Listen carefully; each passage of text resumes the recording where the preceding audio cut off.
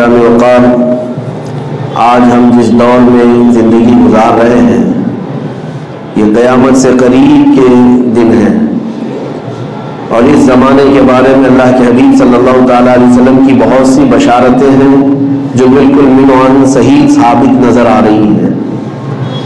بلکہ مصطفیٰ کریم صلی اللہ علیہ وسلم نے قیامت کے آنے سے پہلے جو نشانیاں بیان فرمائی تھی وہ دو قسم کی ہیں، ایک بڑی نشانیاں اور ایک چھوٹی نشانیاں۔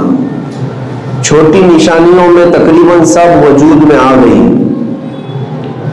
چھوٹی نشانیاں جن کو علامات صغریٰ کہا جاتا ہے وہ سب دیکھنے کو مل رہی ہیں۔ گناہوں کا عام ہو جانا، حضور پاک صلی اللہ علیہ وسلم نے جو چھوٹی نشانیاں بیان فرمائی اس میں یہ زنا کثرت سے ہونے لگ جائے، شراب نوشی اور گانے بازی کی بہت زیادہ کثرت ہو جائے، ہر گھر سے گانے بجنے لگ جائیں۔ اور پھر اس کے علاوہ جو خاص علامت بتائی گئی تھی وہ یہ ان تلد الامۃ ربتہا، تم دیکھو گے کہ ماں اپنا سردار جنے گی۔ مطلب یہ ہے کہ جو بیٹا پیدا ہوگا اپنے ماں باپ پہ ہی حکومت کرنے لگ جائے، ماں باپ کے اوپر حاکم بن جائیں گے بچے۔ یہ بھی چھوٹی نشانیوں میں سے ہے، یہ تقریباً وجود میں آ گئی۔ اور ایک نشانی میرے آقا صلی اللہ علیہ وسلم نے یہ فرمایا کہ تم دیکھو گے چرواہے اور چھوٹی قسم کے لوگ بڑی بڑی عمارتوں میں اور کرسیوں پر بیٹھ کر فخر کریں گے، حکومتیں ان کے ہاتھ میں آ جائیں گی۔ جو چرواہے تھے اور ننگے پیر گھومنے والے جو چھوٹی قسم کے لوگ تھے وہ بڑی بڑی عمارتوں پہ فخر کریں گے اور حکومتوں پر بیٹھ جائیں گے۔ تو کیا یہ علامتیں آج ہوں بہو ثابت نہیں نظر آ رہی؟ مشرق سے لے کر مغرب تک، شمال سے جنوب تک، آپ یہ موجودہ سیاست کو اپنی نظر میں رکھیں گے اور ہر کنٹری میں آج حکومت اور رولنگ کس کی ہے ایک آپ اینالائز کر کے دیکھ لیں تو تقریباً اس میں بیٹھے ہوئے لوگ کوئی ہیں جو پچھلے بچھڑے ہوئے ذات کے لوگ ہیں، یا پھر ایسے لوگ کہ اچانک ڈاکہ زنی لوٹ مار سے نکل کر کے وہ حکومت میں آ گئے ہیں۔ یہ قیامت کی ان نشانیوں میں سے ہے جس کو میرے آقا صلی اللہ علیہ وسلم نے فرمایا۔ عرب کے بادشاہوں کا بھی حال یہی ہے کہ وہ پہلے کے دور کے بدو لوگ قذاب تھے آج کے، اور پھر اب ان کے ہاتھوں میں بے پناہ دولت ثروت حکومت ہے، اور ہمارے ہاں بھی یہی حالات ہیں۔ تو ان نشانیوں کے ساتھ ساتھ جو بڑی نشانیاں ہیں وہ قریب ہے آنے کی۔ بڑی نشانیوں میں سے سورج کا پچھم سے نکل آنا، دجال کا ظاہر ہونا، یاجوج ماجوج ایک فوج ہے جو پوری دنیا میں نکل کر تباہی مچائے گی، ان کا آنا، دابۃ الارض ایک جانور نکلے گا قیامت کی نشانیوں میں سے، حضرت امام مہدی کا ظاہر ہونا، حضرت عیسیٰ علیہ السلام کا آسمان سے اترنا، یہ وہ علامتیں ہیں جو بڑی علامتیں کہا گیا۔ قیامت کے آنے سے پہلے یہ بڑی علامتیں، ان کا ہونا ابھی باقی ہے۔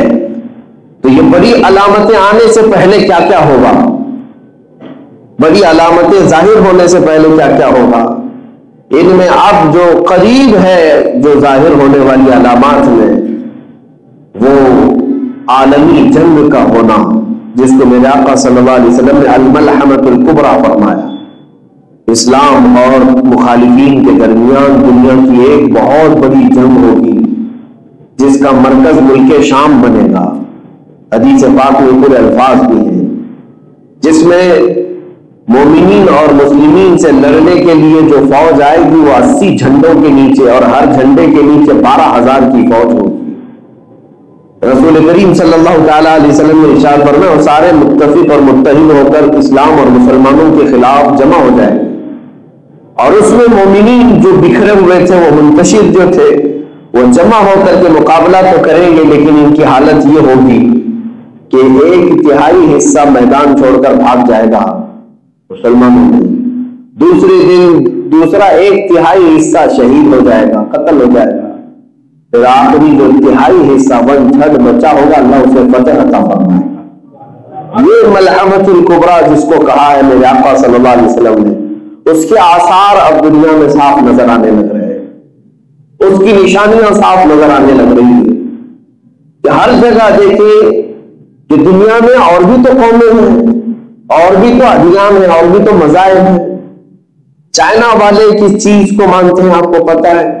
وہاں کا ایک سب سے بڑا دھرم، وہاں کا ایک سب سے بڑا ریلیجن جو پہلے زمانے کا تھا، یعنی حضرت عیسیٰ علیہ السلام کی بھی ولادت سے پہلے کا دین ہے کنفوشیس۔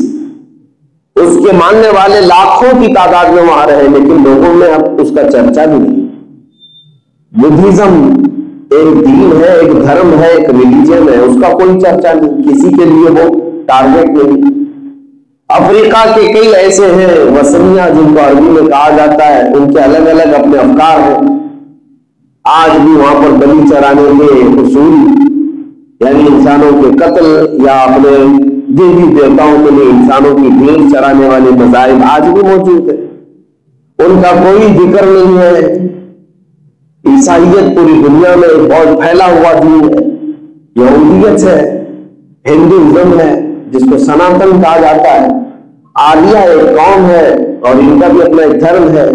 لیکن میں یہ سب باتیں اس لیے عرض کر رہا ہوں کہ دنیا میں بہت سارے ریلیجنز ہیں، بہت سارے دھرم میں بہت سارے مذاہب ہیں، لیکن سب سے زیادہ کہیں پر کسی بات کا چرچا ہوتا ہے تو صرف اسلام کا، صرف اسلام کا۔ امریکہ میں، یورپ میں، آسٹریلیا میں، افریقہ میں یا ایشیا میں، بر صغیر میں سب سے زیادہ کسی دھرم کے نام پر ڈسکشن ہوتا ہے تو اسلام کے نام پر۔ سارے لوگ اسلام کو کیوں ٹارگٹ بناتے ہیں؟ ہر جگہ اسلام ہی کیوں زیر بحث ہے؟ ہر جگہ مسلمان ہی کیوں ٹارگٹ میں ہے؟ اور ہر جگہ مسلمانوں کے معاملات کی کیوں بحث کے میدان میں آتے ہیں؟ ہمارے یہاں خود دیکھ لیں آپ، میڈیا کے پاس اس سے بہتر مدعا کچھ ہے ہی نہیں۔ 24 گھنٹے ان کے ڈیسک پر اگر کوئی ہاٹ ٹاپک پر گفتگو ہوتی ہے تو اسلام ہے، اور اسلام کو اس طرح سے کریدا جاتا ہے جیسے ایک ایک کپڑے کے تار کو نکال کر کے اس پر بحث کی جائے، یہ بٹن ہے، یہ آستین ہے، یہ پنچا ہے، یہ فنا ہے۔